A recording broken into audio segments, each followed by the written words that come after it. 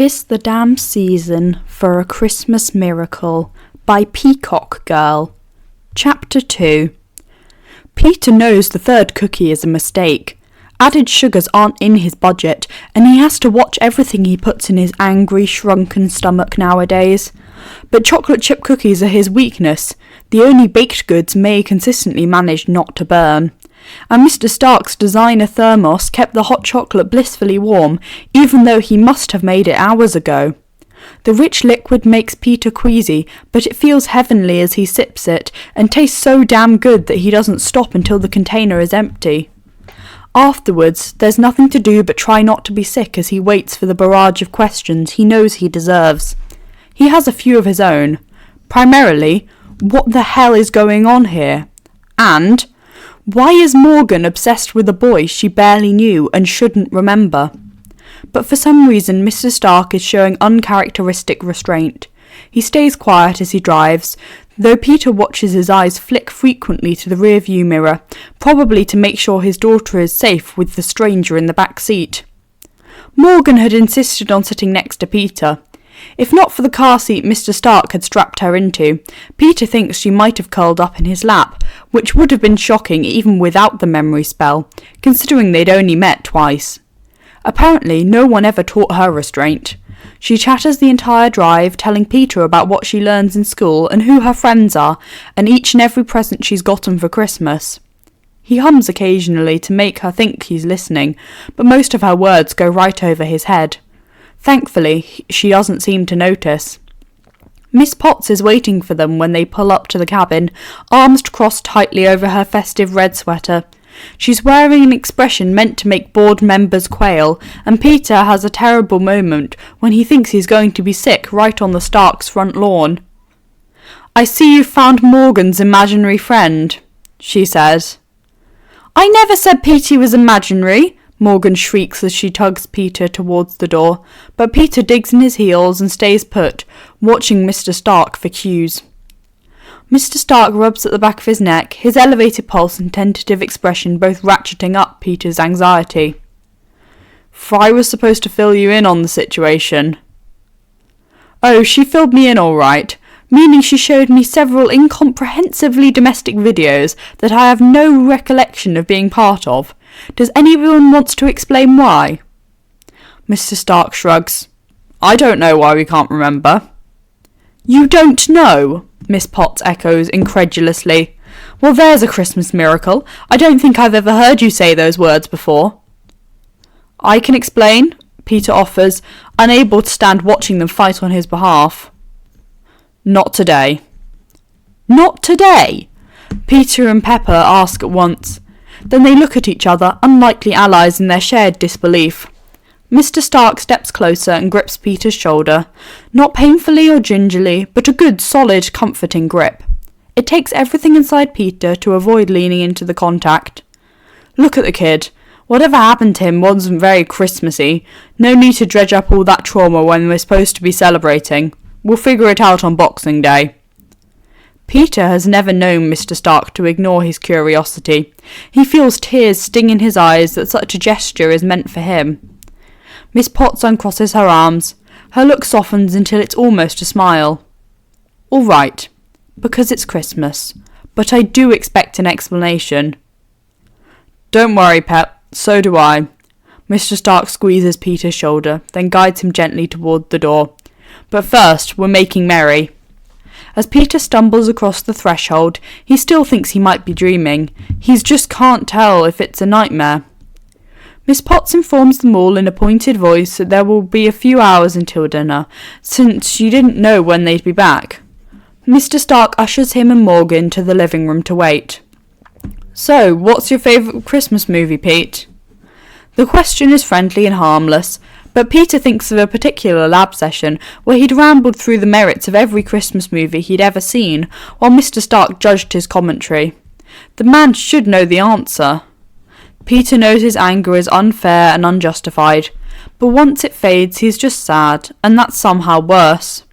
He remembers how he felt about It's a Wonderful Life at Morgan's age, and he won't put her through that. "Elf," he answers instead. Morgan cheers, and he knows that he made a good choice. even though this is the first Christmas since he was 6 that he hasn't re-watched the saga of George Bailey. He's not sure he has the emotional bandwidth for anything heavy right now. When Mr. Stark drops a fluffy blanket into Peter's lap after asking Friday to start the movie, Peter looks up at him with a raised eyebrow. "You still look like a popsicle, Frosty." "He needs Dr. Stuffy," Morgan says as she sits down next to Peter and claims part of his blanket. He's not used to anyone being so close, but when she stares up at him with her big eyes and grins like she's so damn happy to see him, he just melts like the snowman. He stretches out his arms and lets her snuggle under it, and she giggles into his chest. "Great idea, Morgana." Mr. Stark disappears and returns a few minutes later with a stuffed purple hippo, which he nonsensically hands to Peter.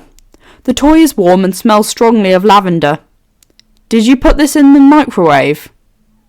"Yep. That's a thing now." "You're supposed to snuggle it," Morgan instructs, pushing it against his chest. Peter feels foolish, but damn if the toy doesn't warm him up fast. It's also incredibly soft, by far the nicest thing he's felt in a long time. He tries to watch the movie, needing to laugh to prove he still can, but his eyes drift closed before Buddy leaves for New York. "You're working yourself too hard, baby. Christmas Day and you can't even stay awake until dinner." The fingers combing through his hair are gentle. The voice, familiar. "Leave him be, Mayday. He needs to rest up for the big interview." That voice, also familiar, but gone so long he never thought he'd hear it again, makes Peter open his eyes. Everything is blurry, but May and Ben hover above him. May seems younger than she ought to be, Ben older than he'd ever been. Ben presses something into Peter's hand. "Took those off when you passed out halfway through the movie. Didn't want you breaking them again." As his fingers close over the plastic, Peter realises they're his glasses. Everything sharpens when he puts them on. He can't hear May or Ben's heartbeats, but they smile at him like they're still alive. Ben's been gone so long, Peter's forgotten how effortlessly his aunt and uncle used to move around each other, always in the same orbit. He wonders how long it'll take until he forgets May's mannerisms. You're here," he stammers, reaching out to grab May's hand, which is still buried in his curls. His voice sounds strange, too low. He pulls her hand away from his head and links their fingers together. "We're always here, sweetie," she says. He can't see any grey in her hair, not even at the roots.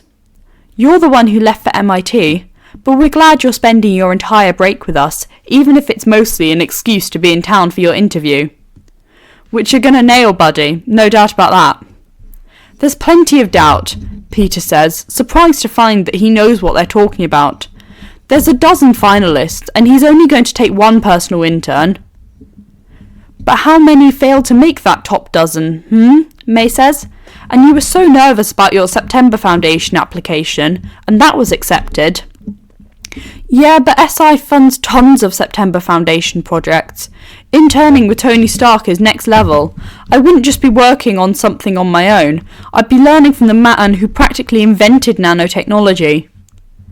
"He'd be a fool not to pick you," Ben says, squeezing Peter's shoulder. "No one's smarter or scrappier or more dedicated than you. But if he doesn't see that, that doesn't change anything about how amazing you are, or how much we love you." "I know," Peter says, blushing a bit as he ducks his head. "Geez, I go off to college for a few years and you all get sappy." 4 years. 4 years you've been gone," May laments. "And if a job at SI means you come back to New York for good after you finish your masters, then maybe I'll have to rethink my stance on Tony Stark." Peter and Ben groan simultaneously. "That's old news, honey." "Yeah, Mr. Stark hasn't done anything scandalous since he got married. It's been like 10 years. He's totally an upstanding citizen now." "Sure, but that marriage was the biggest scandal of all. It may seem like he's been faithful, and he did basically give her the company, but marrying his personal assistant, that's a big HR no-no. We still have to do annual trainings at the hospital about how dating your boss might seem like a fairy tale, but it will get you both fired. I wouldn't be surprised if the tabloids were right and he did give his father that heart attack." Peter rolls his eyes. Don't worry, MJ has explained at length how that's a gross abuse of power. I won't take dating advice from the man, but engineering advice. May drops down next to him on the couch and pulls him into an awkward hug. All right. Anything that keeps you here, even Tony Stark. And Peter holds her tight, even though he was home for Thanksgiving, and she's hugged him at least a dozen times since he got back on the 22nd. She jokes about how tight he clutches her, but he doesn't worry about breaking her ribs. But his nose scrunches as something pokes at his cheek. When he opens his eyes, May is gone, and he's staring at Morgan Stark. You snore, she says, poking him a few more times for good measure. Even if so, it takes him a while to realise it was just a dream. He can still feel May's arms around him, smell the perfume she'd stopped wearing after Ben died. But they were both gone, and his mind was just trying to cope. At least this was better than the nightmares where he watched them die over and over. Probably. No blood, no viscera, no final weighty words and expectations he can never live up to. But this fantasy he created where they are both alive and happy leaves behind an ache so profound that it takes everything inside him not to break down. They could have had that. They should have. But they're gone. And Peter is alone. Morgan, bless her, is immune to his inner turmoil. You missed the rest of the movie, but now you're up, you can open your presents. Mr. Stark clears his throat. Morgana, honey, I didn't know Peter was coming. We can get him some presents tomorrow, but I don't have anything for him now. You don't have to do that, Peter tries to say, wishing he was back in the graveyard where he wasn't a bother, but Morgan cuts him off. There's a pile of presents for Petey in the guest room closet, where Mummy keeps the extra candy. Sometimes you go in there and cry when you're supposed to be in the garage. When their eyes meet over Morgan's head, Mr. Stark looks just as alarmed as Peter feels. I don't think that happened. That's a lie, just like Santa Claus. Morgan slides off the couch and grabs Peter's hand. The closet in the guest room is indeed filled with presents, wrapped in at least 5 different papers. There is red and gold plaid and blue and red stripes, plus the licensed Star Wars stuff that Peter knows cost extra because May stopped buying it after Ben died. But what really punches him in the gut is the bright red paper with the spider emblems that look hand-drawn. I did not know these were in here, Tony says, scratching at the back of his neck. Dig in, I guess. Every single package says, To Peter, love Tony. Not from, but love, making Peter wonder if he's still dreaming. He has never gotten so many presents at once. He's not sure he's gotten this many presents collectively in his entire life. When Morgan presses a box into his hand, he opens it, because he doesn't know what else to do. The gifts range from inappropriately expensive to uncomfortably sentimental.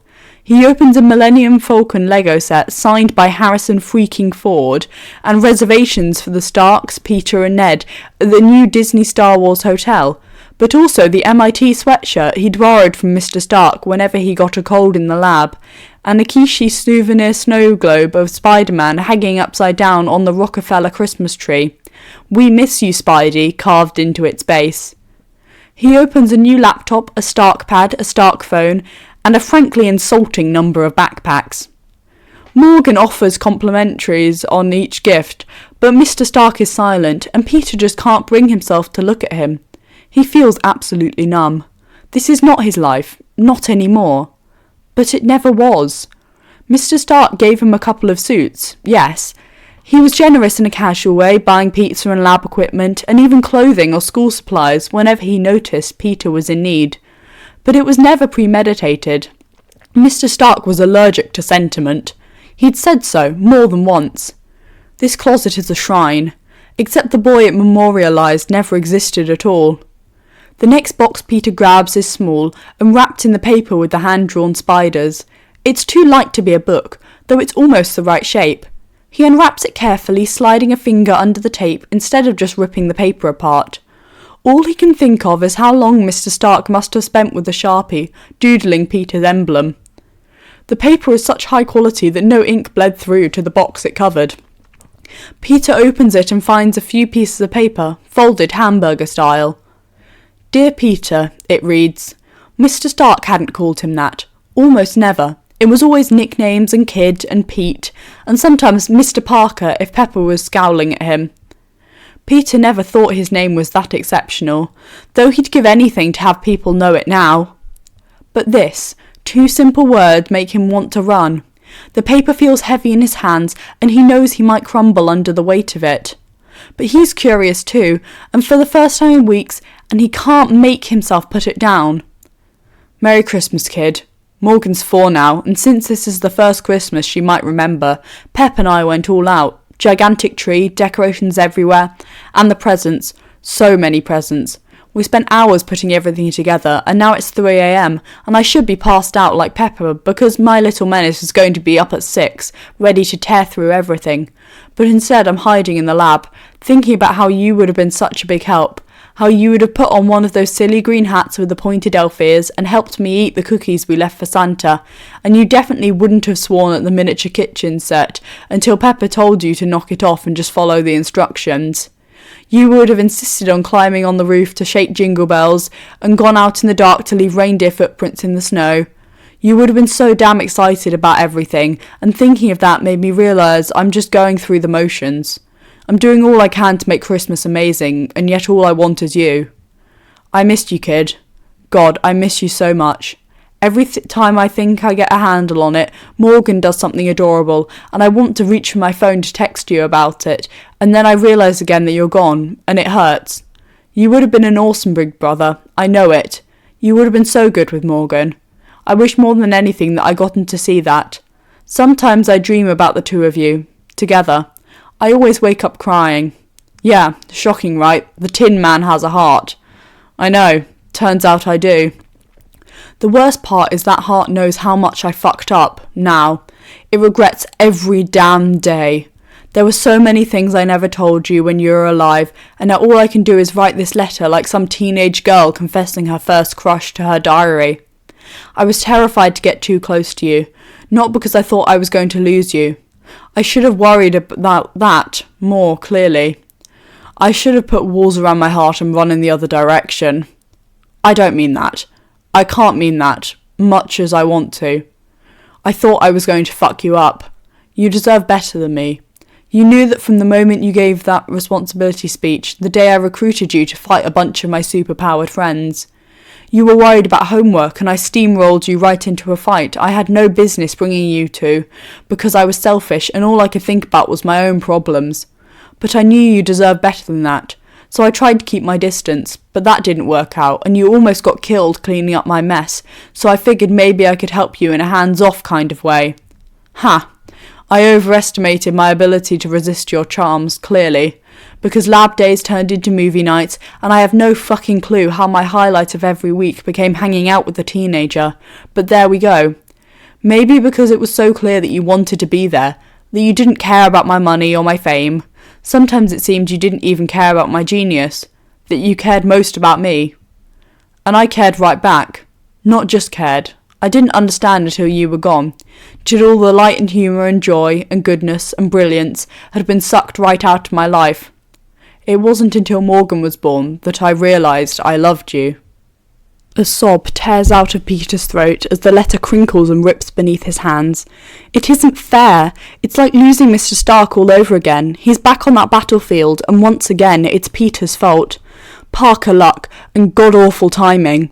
He'd never dared to think that Mr. Stark had cared so deeply. Now he knows he loved him, but it's too late, because those memories are gone, stolen because Peter was foolish and selfish and asked Doctor Strange to magic away his troubles. If Peter had just been better, if he'd never given Edith to Beck, or just lived with the repercussions of his actions instead of going to Strange for help, then maybe Mr. Stark would have said all this to his face, instead of in a letter covered in suspicious water stains. May would still be here, but even if she wasn't... But he can't think about that. He can't stay here, even on the off chance that Mr. Stark would let him. It would just be curiosity that drove his interest, or Morgan's insistence, which might just be Mr. Stark's curiosity in a cuter form. Maybe Peter could have lived with that 10 minutes ago out of desperation, But he won't be able to bear Mr. Stark looking at him with pity or curiosity when he should be looking at him with love. Not that he can fathom Mr. Stark looking at him with love either. Maybe if Mr. Stark had found him sooner, Peter might have earned that love again, but he's not the bright and energetic mentee he once was, desperate to prove himself, almost smart enough to keep up, and always eager to test something new. Loss has made him dull and numb, and he needs every bit of energy just to survive. There's nothing left to be clever or sassy. Every second of every day Peter is starving. For food, for attention, for a kind word or a gentle touch, or acknowledgement that he's trying, he's always trying, for a way to make it up to May, that he failed her so completely. The last thing Mr. Stark needs is someone who can only take, just another sycophant. Mr. Stark could never love the pathetic failure he's become. Peter might have endured that if he never expected him to, but now that he knows what he might have been, he won't survive the constant comparisons. He scrambles upright, already calculating how far he'll be able to run before he collapses. They're too damn far into the middle of nowhere. "I'm sorry, sir, I'm sorry. I don't want to go, but I can't stay here, Mr. Stark. I just can't. I'm sorry." Peter's ready to dart out of the door, but Mr. Stark just drops, straight down to his knees. His heart races too fast and arrhythmic, and Peter can only be glad that it hasn't slowed. "Oh my God!" Peter drops down beside Mr. Stark. "What's happening? Your heart's going crazy and you're not breathing right. Do you need an ambulance? Do you need pepper? Oh my God, Friday, call someone." "Cancel that, Fry." Mr. Stark's hands clamp around Peter's shoulders. "Don't you dare run out on me, Underoos. I will chase you across this whole damn state if I have to. The whole damn world." Mr. Stark's intensity takes Peter aback, distracting his dulled mind for a few long seconds before realization strikes. He'd sink to his knees if he wasn't already there. "What did you call me?" "Underoos, Rue, Kid, Spider Baby, Padawan, reason for all my grey hair. Take your pick, I've got 1,000,000 of them." "I think most of that grey hair is Morgan's doing." Peter snaps his mouth shut, unsure where that came from. The look on Mr. Stark's face changes, no less intense but softer somehow. He knows hope will kill him, but Peter can't stop it. "What do you remember?" he whispers. "Everything." And then Mr. Stark pulls Peter forward into his chest and begins to rock them both back and forth. Relief crashes over Peter like a wave, displacing the pain. He holds on for dear life, thinking he might drown if he ever lets go. The arm shaking across his back is rough, but the hand cradling his head is so gentle. "Oh, Tesoro, how the fuck could I ever forget about you?" "That's $5 for the swear jar." Mr. Stark shifts so that one arm clutches Peter to his side and the other stretches out to his daughter. "Come here, Bambina. Oh, princess, you just saved Christmas. MVP of the Stark family, hands down. You brought your brother home, you brilliant girl." She races into her father's arms. "Finally!" Mr. Stark laughs, placing a lingering kiss to her temple. Peter isn't expecting it when his mentor shifts and kisses him too, but warmth blooms inside him at the affection. He doesn't know how this is possible, but for once he doesn't give in to his rambling thoughts. He lets himself be held and believes that everything could be okay. Peter thinks, from the strange hitch in Mr. Stark's breath, that he might be crying. "I finally got both my kids in my arms.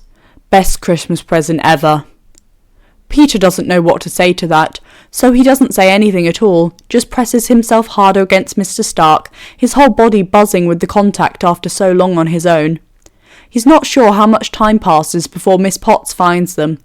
Her eyebrows raise at the sight of her family huddled on the floor, clutching a strange teenager amidst a pile of presents. "Is everything okay in here?" she asks, calmer than the situation probably warrants. "Everything's perfect," Mr. Stark says, pulling Peter and Morgan both a bit tighter into his sides. Miss Potts scrutinises them like she's evaluating a business proposal. There must be something she finds worthy, because her expression softens. "Dinner's ready." As Mr. Stark walks by her toward the dining room, Peter hears her whisper, "There better be quite the explanation." Every bite is heaven. Peter hasn't had a home-cooked holiday meal in years. Ben had always been the one to cook the turkey, mash the potatoes, roast the vegetables. May had tried the first Thanksgiving after Ben died. It had been an absolute disaster. While May could usually brush off her tragedies in the kitchen, this one had stung. They'd ordered a take-out Christmas feast that year, but it had been overpriced and underwhelming. They'd stuck with Thai take-out every holiday since. This Thanksgiving, Peter had bought 2 portions and ate them both beside May's grave. There hadn't been enough money for that today. He'd expected to eat instant ramen for dinner. But apparently Miss Potts is a genius in the kitchen, amidst all her other talents. Peter takes a spoonful of everything, savouring the warmth, the taste, the quality of the ingredients. He'd never had sweet potatoes before, but they're delightful. "Oh wow, Miss Potts, everything is great!" He grins at her, and finds he can't stop. "Thank you, Peter. That's very kind." "It's Mrs. Stark now, kid. I finally put a ring on it years ago." Tony's grinning too, his happiness infectious. Crowded around this little table with its red tablecloth and tasteful pine centrepiece and tacky holiday Avengers placemats, Peter feels like he's part of the family again. "But eat up, don't be shy. There's plenty of food and I know how your metabolism runs." All Peter's good feelings vanish in an instant. He contemplates trying to force down more food, but he knows that will end badly. He really doesn't want to experience this meal in reverse. And even if he gets away with it tonight, he's not going to be able to hide the truth for long. Uncomfortable honesty it is then. "Actually, I'm full." "I'm calling bullshit, kiddo. I've seen you devour an entire pizza without taking a breath. You barely filled half your plate. No way you're full." Peter wishes he and Mr. Stark were alone to have this conversation. It would be even better if they weren't having it at all. Everyone's looking at him and he itches under the attention. "This is the most food I've had in a while. I really don't want it to come back up."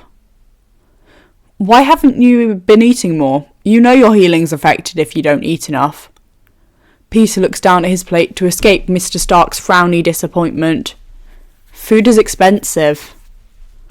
Tony makes a sound somewhere between a choke and a gasp. "That's the worst thing I've ever heard."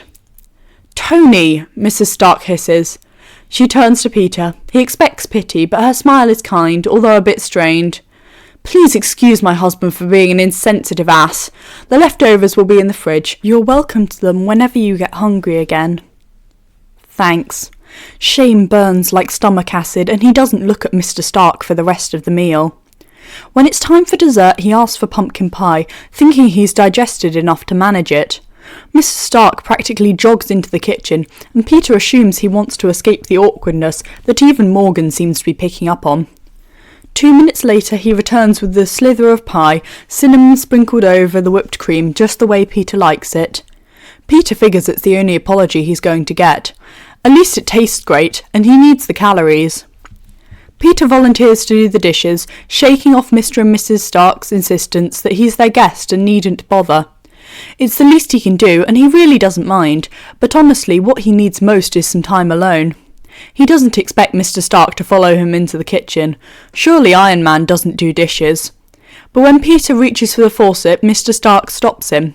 It's a casual gesture, Mr. Stark's calloused hand covering Peter's and gently pushing it away, but Peter freezes. Kind touches become such a rarity. His skin buzzes, and he knows he should pull away. He's still mad. At himself, at Mr. Stark, at the world. But he could stay right in this awkward moment forever, and still be happier than he's been in 6 weeks. "I'm sorry," Mr. Stark says. He drops his hand, and Peter shrinks back into himself. "It's okay," Peter mumbles, looking down into the sink. "It's not okay. It's so fucking far from okay that I forgot all my manners. But that's not on you." "Maybe it is." "I don't believe that for a second." Tears burn behind Peter's eyes as he wonders if that can be true. "Can we drop this? I know what I can and can't eat. I'm not, doing it on purpose." Mr. Stark blows a loud breath through his nose. "That doesn't make me any less horrified, but we'll figure it out. Helen can work up a customised nutrition plan, gradually get your calories back where they need to be." Peter's not sure he'll be around long enough for that, but agreeing is easier than arguing. "Okay." Mr. Stark squeezes his shoulder, and the few seconds of contact is everything. leave the dishes. Why don't you go get your MIT hoodie? We've got a little after-dinner tradition. We'll have the heat on in the car, but I know how cold you run. You should layer up." "Where are we going?" he asked, buoyed by the simple words, "I know how cold you run." "That's a surprise. Grab your sweatshirt and your coat and meet us by the front door in 5. Peter and the Starks pile into an SUV so unostentatiously that Peter suspects it might even belong to Mrs. Stark, even though Mr. Stark drives. He feels a bit ridiculous being so bundled up when Mr. Stark swears they aren't going outside. His off-brand coat is dull and tattered compared to Morgan's designer purple puffer jacket and matching pink hat and gloves. "Do you like Christmas lights, Petey?" she asks as they drive further into the middle of nowhere. "That was supposed to be a secret, little miss," Mr. Stark scolds, all sass and no bite. "Like Mommy's word shit?" Peter surprises himself with a laugh, and something loosens in his chest. "Why is that my word?" Peter can't see Mrs. Stark's face, but he can hear her raised eyebrow. "I don't know what that girl is talking about. She's delusional, clearly." "You guys are the ones who forget stuff." Morgan stretches her arm into the empty middle seat, fingers wiggling in invitation. Peter reaches out and links their hands together. "I love Christmas lights, Mo. Every year I go to see the big tree in Rockefeller Center."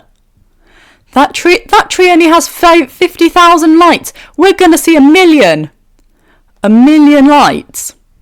"She's not exaggerating," said Mr. Stark. "They were on one of those light shows a couple years back." Peter sees the first lights when they're still a mile or two away, a glow on the horizon that grows bigger and brighter as they begin to slow.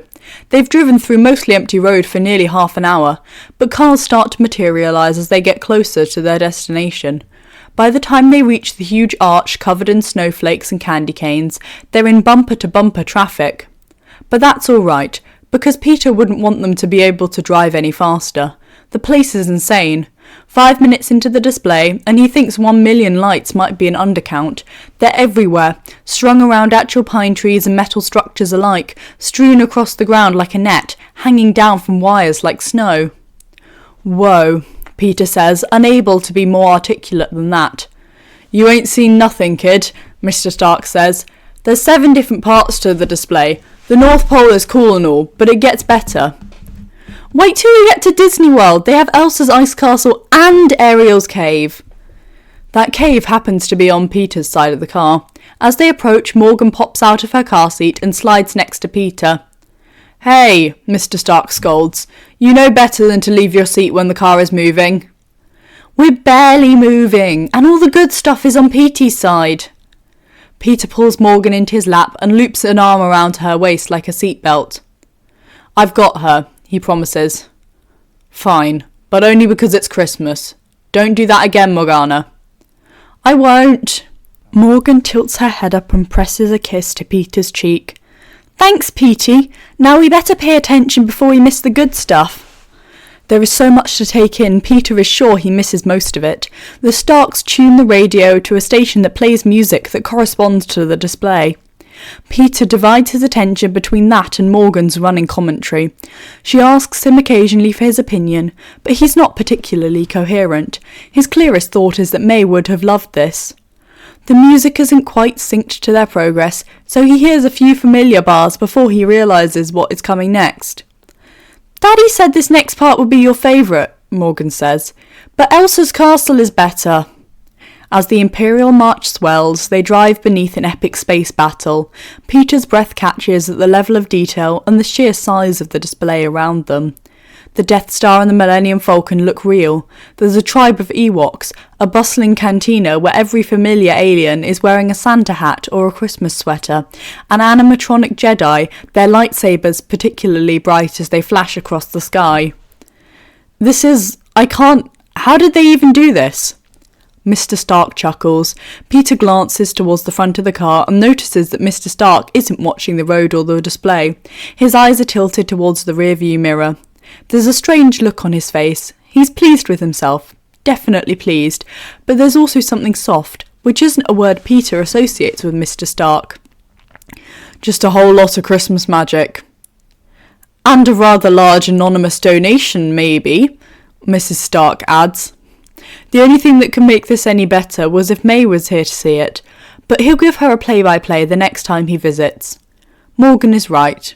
Next to this, Rockefeller Center is lame. But Mr. Stark is wrong. The Star Wars display isn't Peter's favourite, even though it's so awesome that Ned would probably pass out if he saw it. Because the final section, before they pass through one last twinkling arch out of this Christmas wonderland, is a tribute to superheroes. Not just the Avengers, though they're all present in their costumed glory, but even some of the vigilantes Peter encounters on the streets of New York, Daredevil and Deadpool and Johnny Storm. Somehow the lights are choreographed to look like a battle, and they're all assembling around a giant billboard that just reads, "Thank you." For a moment, Peter feels like he is back outside the compound, sometime before Mr. Stark snapped, and it all suddenly hurt, when some flying, glowing lady was trading quips with him, and he realised that, damn, he was literally helping to save the world. All these heroes he'd grown up idolising were within arm's reach, and in that moment they didn't see him as a kid, but as a valuable ally. Because there in lights, Iron Man blasts into the sky, while Spider-Man somersaults over him and catches on a sparkling web. And that had been real once. Peter had helped. All his pain and loss hadn't been for nothing. He's still helping, he knows. Even when the rest of his life's gone to shit, Spider-Man is still there for the little guy, taking down drug dealers and stopping muggings, and sometimes rescuing cats from trees and helping people find their lost dogs. It matters, to other people who still have lives of their own. He's a hero, damn it, and right then it's enough. "There's you and Daddy," Morgan says, pointing out the window. "Though you're even better without the silly suits." Morgan's wrong, but her sincerity warms him from the inside out. He tilts his chin down to rest on her head, holds her just a little tighter, and closes his eyes. The feeling of being close to someone is overwhelming. The lights are so bright they glow behind his eyelids. For a moment, everything that's been weighing him down falls away, and he truly believes in Christmas magic. Thank you so much for listening. I really hope you've enjoyed this chapter. Have a lovely rest of your day.